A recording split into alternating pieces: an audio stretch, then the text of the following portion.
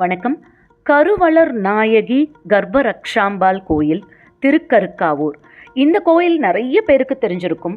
இந்த கோயிலுக்கு மிக அருகிலேயே கருவளர் சேரி அப்படிங்கிற ஒரு கோயிலும் இருக்குது. இந்த கோயில் 1000 ஆண்டு பழமையான கோயில் அப்படின்னும், கும்பகோணத்திலிருந்து திருவாரூர் போகிற வழியில் மருதாநல்லூர் அருகே 2 கிலோமீட்டர் தொலைவில் இந்த கருவளர் சேரி அமைஞ்சிருக்கு. அடுத்த முறை கர்ப்பரக்ஷாம்பாள் கோயில் திருக்கருக்காவூர் வரவங்க இந்த கருவளர் சேரியும் தரிசனம் பண்ணுங்க. இந்த 2 கோயிலை பற்றியும் இந்த பதிவில் பார்க்கலாம். திருக்கருக்காவூர். மகரிஷியோட சாபத்தால நீத்துவரின் மனைவி வேதிகைக்கு ஏற்பட்ட கருச்சிதைவை இறைவன் மருத்துவம் பார்த்து கருவை காத்ததால் திருக்கருக்காவூர் கருக்காவூர் என்று பெயர் பெற்றது. இந்த கோயிலுக்கு வரவங்களுக்கு நெய்யும் எண்ணெயும் தான் பிரசாதமாக கொடுக்குறாங்க. குழந்தை வரம் வேண்டி வரவங்களுக்கு நெய்யும், சுகப்பிரசவம் வேண்டி வரவங்களுக்கு இந்த எண்ணெயும் பிரசாதமாக கொடுக்குறாங்க.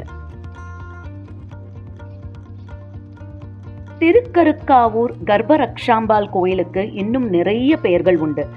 கருக்காவூர், மாதிவனம், முல்லைவனம், கர்ப்பபுரி, இப்படி நிறைய பேர்ல இந்த கோயிலை சொல்றாங்க. இங்க அம்மனை வேண்டிட்டு நெய் வாங்கிட்டு போறவங்க அடுத்த முறை வரும்போது கண்டிப்பா கர்ப்பமாகிறதாவும், அதுக்கப்புறமா நிறைய நேர்த்திக்கடன் செய்கிறதாகவும் சொல்கிறாங்க.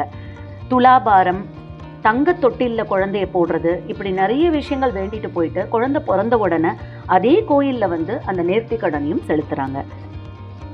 இந்த கோயில் மிக பழமையான கோயில், 11ஆம் நூற்றாண்டை சேர்ந்த கோயில் அப்படின்னும் சொல்கிறாங்க.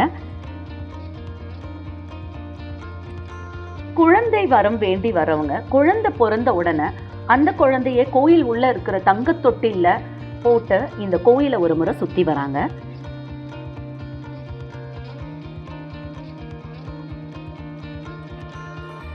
இது போல அவங்களோட வேண்டுதலையும் நிறைவேற்றிக்கிறாங்க. 5 வயதுக்குள்ள இருக்கிற குழந்தையா இருந்ததுன்னா இந்த தொட்டில போட்டு நம்ம நேர்த்திக்கடனை நம்ம செலுத்திக்கலாம். துலாபாரமும் கொடுக்கலாம்.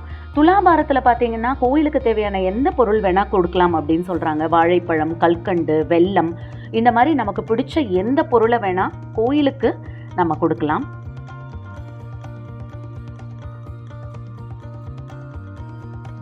கோயில் கோபுரங்களை பார்க்கும்போது அதோட பழமை இன்னும் நல்லா தெரியுது.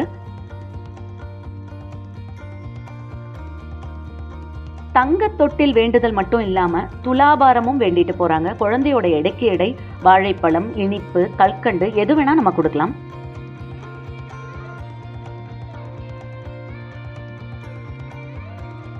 கர்ப்பரக்ஷாம்பால தரிசனம் பண்ணிட்டு கருவளர் சேரி போனோம்.